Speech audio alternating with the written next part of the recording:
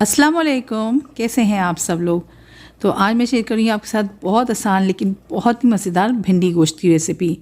बहुत finger licking बन के तैयार होता है। भिंडी तो एक ऐसी सब्ज़ी है जो मुझे लगता है ज़्यादातर सब लोगों को बहुत पसंद आती है।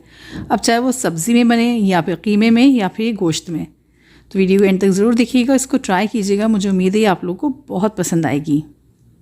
तो ये मज़ेदार सा भिंडी गोश्त फ्रेंड्स मैंने बनाया था सरसों के तेल में। अगर आप इस सरसों का तेल नहीं इस्तेमाल करना चाहते हैं, जो भी आपको तेल पसंद है ना, आप वो वाला तेल ले लीजिएगा। और 1/4 कप के करीब मैंने देखें प्रेशर कुकर में ये तेल डाल दिया था। सरसों का तेल था तो पहले मैंने इसको बहुत अच्छे से गर्म कर लिया। जब धुआं उठने लगा तो मैंने गैस को ना 2 मिनट के लिए बंद कर दिया था। फिर इसमें 2 मीडियम साइज़ की प्याज को मैंने बारीक स्लाइस करके डाला है। प्याज को हमने मीडियम टू हाई फ्लेम पर गोल्डन ब्राउन कर लेना है। और देखें जब प्याज पे अच्छा सुनहरा रंग आ जाएगा, फिर इसके अंदर मैंने डाल दिया था गोश्त। यहाँ मैंने आधा किलो मटन लिया है, आप चाहें तो इसको बीफ में भी बना सकते हैं। गोश्त के साथ मैंने इसमें 1 टेबलस्पून के करीब लहसुन अदरक का पेस्ट डाल दिया था। अब गोश्त को, लहसुन अदरक को हमने अच्छे से भून लेना है। इतना भूनने की गोश्त का जो ये कलर है ना, गुलाबी से ही हल्का सा ब्राउन कलर हो जाए। तो 7 से 8 मिनट लगेंगे तकरीबन गोश्त को अच्छे से भुन जाने में। और जब गोश्त अच्छे से भुन जाएगा फिर हम इसमें डालेंगे टमाटर। तो 1 मीडियम साइज़ के टमाटर को मैंने पीस के डाल दिया था। साथ में इसमें हम डालेंगे दही और मसालों का मिक्सचर, जो कि मैंने बनाया था 2 टेबलस्पून के करीब दही लेकर, जिसमें मैंने डाला था थोड़ा सा हल्दी पाउडर। साथ में डालेंगे 1 टेबलस्पून के करीब धनिया पाउडर। मिर्च डालिए 1 टीस्पून या अपने टेस्ट के हिसाब से एडजस्ट कीजिएगा। आधा चम्मच ज़ीरा पाउडर और नमक डाल के मैंने अच्छे से सब चीज़ों को मिक्स कर लिया था। कि मैंने पहले से ही मिक्स करके रख लिया था। इस तरीके से दही रूम टेम्परेचर पर आ जाता है। और जब गोश्त भुन गया था फिर मैंने ये मसाला देखें गोश्त में डाल दिया था। अब आपने टमाटर और इस दही के मिक्सचर को जो ना मसालों के साथ अच्छे से भून लेना है तकरीबन 7 से 8 मिनट और। तो ये देखिए फ्रेंड्स, मसाला बहुत अच्छे से भुन गया है, तेल भी सेपरेट होना शुरू हो गया है और अब इसमें कोई पानी नहीं बाकी है।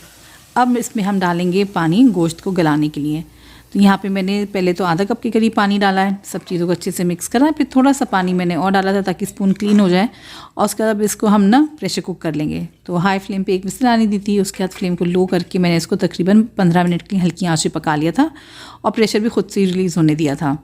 अगर आप ये बीफ में बना रहे हैं तो आपने तकरीबन 20 से 25 मिनट के लिए गोश्त को हल्की आंच पे पकाना है। और जब प्रेशर का कुकर रिलीज़ हो गया है तो मैंने दोबारा से लिड हटाई है और सब चीज़ों को एक बार चेक कर लिया है। गोश्त भी अच्छे से गल गया था। लेकिन अब मैं इसमें डाल रही हूँ पानी। पानी हमने इस पॉइंट पे इसलिए डालना है क्योंकि अभी हमने डालनी है भिंडियाँ। भिंडियाँ एक बार हमने अगर मसाले में डाल दी ना फिर हम पानी नहीं डालते हैं, वरना फिर भिंडी जो ना चिपचिपी लस वाली बन जाती है। तो यहाँ पे 1 कप के करीब पानी डाल के मैंने इसमें अच्छे से उबाल आने दिया था और फिर इसमें मैंने भिंडियाँ डाली थी। अच्छा, भिंडी का जो प्रोसेस है ना वो मैं आपको बताती हूँ। देखिए मैंने यहाँ 250 ग्राम से करीब भिंडी ली थी। इसको अच्छे से वॉश कर लिया था, छन्नी में डाल दिया था ताकि इसका सारा एक्स्ट्रा पानी निकल जाए। और इसको बड़े बड़े पीसेस में कट कर लिया था। तो पहले ऊपर और पीछे का जो पार्ट होता है ना, इसको कट करके और फिर बीच में से एक कट लगा लिया था ताकि देख लें कि भिंडी अंदर से ख़राब तो नहीं है। इस भिंडी को ना मैंने 15 से 20 मिनट के लिए पंखे के नीचे रख दिया था ताकि थोड़ी सूख जाए। और उसके बाद मैंने इसको थोड़ा फ्राई करा था। फ्राई करने के लिए मैंने यहाँ पे 1/4 कप के करीब ना तेल जो है पैन में डाला था। उसमें फिर मैंने छोटे साइज़ की प्याज को बारीक स्लाइस करके डाला था। इसको हमने हल्का सुनहरा करना है। इस पॉइंट पे प्याज को भी आपने पूरा सुनहरा नहीं कर लेना है, ब्राउन नहीं कर लेना है, वरना वो जब हम भिंडी के साथ आगे और फ्राई होगी ना तो प्याज जल जाएगी। तो जैसे ही इसमें हल्का ब्राउन कलर आया था फिर मैंने इसमें जो भिंडी थी वो जो अच्छे से सूख गई थी वो मैंने इसमें डाल दी है। साथ में 4 हरी मिर्च डाल दी, एक थोड़ी मेरी लाल हो गई थी। तो सब चीज़ों को डाल के अब आपने भिंडियों को तकरीबन 6 से 7 मिनट के लिए फ्राई कर लेना है। इतनी देर में जो प्याज है ना वो भी परफेक्टली गोल्डन ब्राउन हो जाएगी और भिंडियों का जो लस होता है ना, चिपचिपापन जो होता है वो ख़त्म हो जाएगा। तो जो भिंडी का शोरबा होगा ना वो अच्छा बन के तैयार होगा, लसदार नहीं बनेगा फिर वो।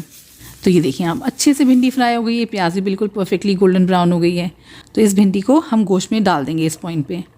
और भिंडी डालने के बाद आपने सब चीज़ों को हल्के हाथ से मिक्स करना है।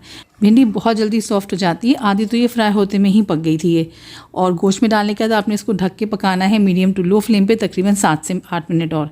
तो इतनी देर में आप देखेंगे ना भिंडी अच्छे से मुलायम हो जाएगी। भिंडी के टेक्सचर से ही आपको पता चलेगा कि भिंडी सॉफ्ट हो चुकी है। और मैंने चेक भी कर लिया था। और लास्ट में इसमें खुशबू के लिए हम डालेंगे आधा चम्मच गरम मसाला पाउडर और सब चीज़ों को हल्के हाथ से हम मिक्स कर लेंगे।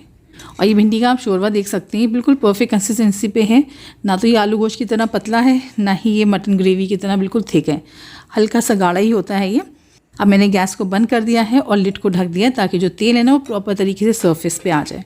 और 3 से 4 मिनट वेट कीजिएगा। उसके बाद आप लिड हटा के देखेंगे ना तो आप देख सकते हैं माशाल्लाह क्या खूबसूरत ग्रेवी की शक्ल निकल कर आई है। भिंडी गोश्त देखने में कितना मज़ेदार लग रहा है। भिंडी गोश्त परफेक्ट जाता है हाथ की रोटी के साथ या फिर वाइट राइस के साथ या फिर तंदूरी रोटी के साथ।